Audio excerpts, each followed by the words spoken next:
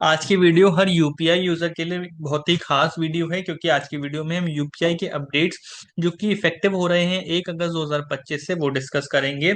तो UPI ecosystem में बहुत सारे चेंजेस एनपीसीआई ने इशू करे हैं, जिसमें क्या है कि भाई ऑटो पे मैंडेट का एग्जीक्यूशन, बैलेंस चेक करने की लिमिट लगाई गई है। ये क्यों किया है? एनपीसीआई अपने सर्वर लोड को कम करना चाहती है। आउटेजेस यानी कि बहुत सारे टाइम आप सुन रहे हैं आजकल के यूपीआई ऐप की आउटेज है, यानी कि UPI app is not working. तो उन चीजों को कम करना चाहती है from frequent non financial API calls to ensure fast and reliable UPI operations during peak hours. तो क्या चेंजेस हैं? सबसे पहला चेंज है डेली बैलेंस चेक लिमिट। उसके ऊपर लिमिट लगाई गई है 50 balance checks per app per day per user. Apps can not trigger balance check automatically. Peak hours में बैलेंस चेक नहीं कर पाएंगे। पीक आवर्स क्या है? सुबह 10 बजे से 1 बजे तक और शाम को 5 बजे से 9:30 बजे तक। Linked bank accounts query limit maximum 25 list account किए गए हैं। API request per customer per day, तो request only after the user manually select the bank, और रीट्राई करने के लिए यूजर की एक्सप्लिसिट कंसेंट की रिक्वायरमेंट होगी। Instant balance update. तो इंस्टेंट बैलेंस अपडेट में क्या कहते हैं? Post payment.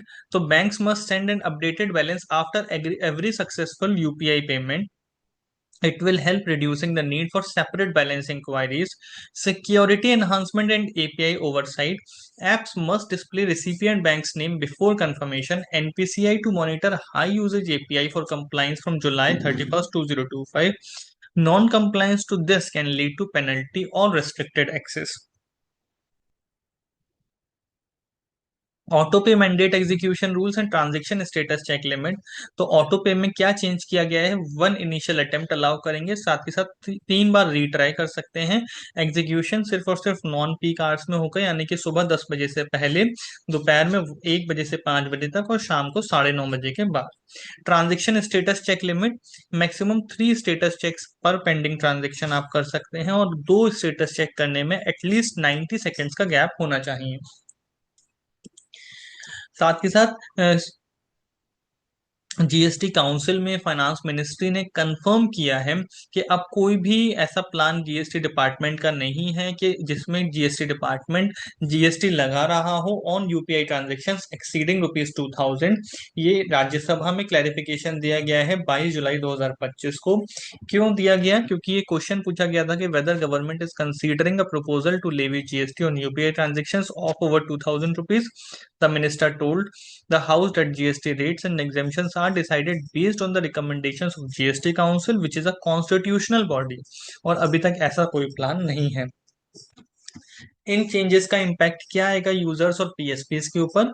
तो यूजर के लिए क्या है कि फ्यूअर बैलेंस चेक होंगे, शेड्यूल्ड ऑटो पे होंगे, फास्टर स्टेटस अपडेट। तो ये एक बहुत ही इंपॉर्टेंट चीज है कि आपको स्टेटस अपडेट बहुत फास्ट मिलेगा। पीएसपी के लिए उनको अपना यूआई लॉजिक चेंज करना होगा, अपडेट करना होगा, टाइम रूल्स एनफोर्स करने होंगे, अदरवाइज पेनल्टीज के रिस्क बढ़ जाएंगे। सैंपल फ्लो क्या है इस यूजर जर्नी का?